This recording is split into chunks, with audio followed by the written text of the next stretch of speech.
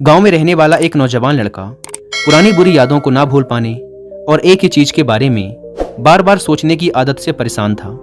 अगर उसे कोई कुछ कह देता या फिर उसके साथ कुछ थोड़ा सा भी गलत हो जाता तो वो बस उसी एक घटना के बारे में पूरे दिन सोचता रहता। वही बात उसके दिमाग में हर समय घूमती रहती। फिर वो या तो अपने साथ हुई किसी बुरी घटना के लिए अपनी किस्मत और भगवान को कोसता रहता या फिर अपने मन में उस इंसान से बदला लेने के ख्याली पुलाव बनाता रहता जिसने उसे कुछ कह दिया था या उसके साथ कुछ गलत किया था। अपनी इस ज़्यादा सोचने की आदत की वजह से ना तो लोगों के साथ उसके अच्छे रिश्ते थे और ना ही वह किसी काम को अच्छे से कर पाता था। वह हर समय तनाव व मानसिक अशांति की स्थिति में रहता। उसकी ऐसी हालत को देखकर उसके एक मित्र ने उसे सलाह दी कि यहाँ पास के ही एक बौद्ध मठ में एक जैन मास्टर रहते हैं, तुम उनके पास जाओ, वो तुम्हारी इस मानसिक समस्या का कोई ना कोई समाधान अवश्य बता देंगे। वह नौजवान लड़का जैन मास्टर के पास जाता है और अपनी समस्या उन्हें बताता है कि कैसे वो एक ही घटना के बारे में बार बार सोचता रहता है और पुरानी बुरी बातों व यादों को भूल नहीं पाता। लड़के की समस्या सुनने के बाद जैन मास्टर वहां से उठकर मठ के अंदर चले जाते हैं। जैन मास्टर का बिना कुछ उत्तर दिए यूं उठकर चले जाना लड़के को कुछ अजीब सा लगता है, लेकिन वो फिर भी वहीं बैठा रहता है। थोड़ी देर बाद वह देखता है कि जैन मास्टर मिट्टी की गिलास में पानी भरकर उसकी तरफ चले आ रहे हैं। जैन मास्टर लड़के के पास आकर खड़े हो जाते हैं तो लड़का भी उनके सामने खड़ा हो जाता है। जैन मास्टर लड़के से पूछते हैं, बताओ इस गिलास का वजन कितना होगा? लड़के ने कहा, मैं एकदम सटीक तो नहीं बता सकता, लेकिन इस गिलास का वजन बहुत ही कम है। अब जैन मास्टर ने गंभीर होकर कहा, मेरा प्रश्न ये है कि अगर मैं इस गिलास को थोड़ी देर तक ऐसे ही पकड़कर खड़ा रहूं तो क्या होगा? लड़के ने कहा, कुछ भी नहीं होगा। जैन मास्टर ने फिर पूछा, अगर मैं इस गिलास को इसी तरह 1 घंटे तक पकड़ कर रखूं तो क्या होगा? आपके हाथ में दर्द होना शुरू हो जाएगा। लड़के ने कहा। जैन मास्टर ने फिर प्रश्न किया, अगर मैं इस गिलास को ठीक इसी तरह पूरे दिन पकड़ कर रखूं तब क्या होगा? आपके हाथ में बहुत ही भयंकर दर्द होना शुरू हो जाएगा।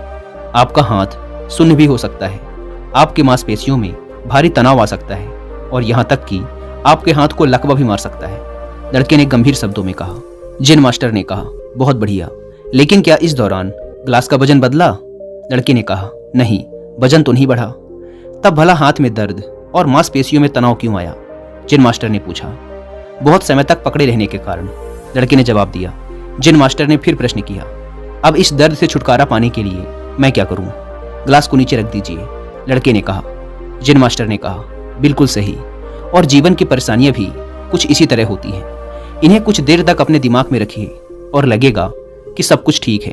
उनके बारे में ज़्यादा देर तक सोचिए और आपको पीड़ा होने लग जाएगी, और इन्हें और भी देर तक अपने दिमाग में रखिए, फिर ये आपको अशांत व पागल करने लग जाएंगी और आप कुछ भी नहीं कर पाएंगे। जैन मास्टर ने लड़के की तरफ इशारा करते हुए कहा, अपने जीवन की पिछली गलतियों और घटनाओं के बारे में सोचना जरूरी है, लेकिन उससे भी ज़्यादा जरूरी है उनसे सीखकर आगे बढ़ना। अगर तुम एक ही बात को पकड़कर बैठे रहते हो तो ठीक उस गिलास की तरह ये भी तुम्हारे जीवन में दर्द पैदा कर देगा। अगर तुम आज अपने अतीत को लेकर बैठे रहते हो तो ये आज भी तुम्हारे हाथ से निकल जाएगा और फिर तुम भविष्य में इसके लिए पश्चाताप करोगे। तुम अपने अतीत के लिए जैसा इंसान बनना चाहते हो या फिर जिन गलतियों के लिए पश्चाताप कर रहे हो, तो तुम आज से ही वैसा इंसान बनने का प्रयास करो और कोशिश करो कि आज तुम वैसी गलतियां ना करो जिसके लिए तुम्हें भविष्य में पछताना पड़े। इसलिए चिंता करना बंद करो और अपने आज के कर्मों पर ध्यान दो, क्योंकि चिंता व्यक्ति को उसकी चिता तक ले जाती है।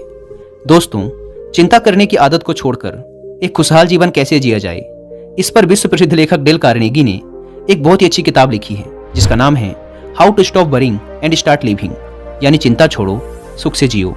अब तक 10 मिलियन से ज्यादा लोग इस किताब को पढ़ चुके हैं, और अगर आपके पास इसे पढ़ने का टाइम नहीं है तो आप हिंदी में इस पूरी किताब को सुन भी सकते हैं कुकू एफएम ऐप पर। इस किताब में चिंता करने की आदत से छुटकारा पाने के कई सारे तरीके बताए गए हैं। मैंने भी इस किताब को 2 बार सुना है, और अगर आप चाहें तो आप भी कुकू एफएम को डाउनलोड करके ये किताब और ऐसी ही हजारों किताबों को ऑडियो फॉर्म में सुन सकते हैं, वो भी अपनी मनपसंद लैंग्वेज में। कुकू एफएम, जो कि इंडिया का सबसे बड़ा ऑडियो बुक प्लेटफॉर्म है, उसके पूरे साल भर का सब्सक्रिप्शन पड़ता है सिर्फ 399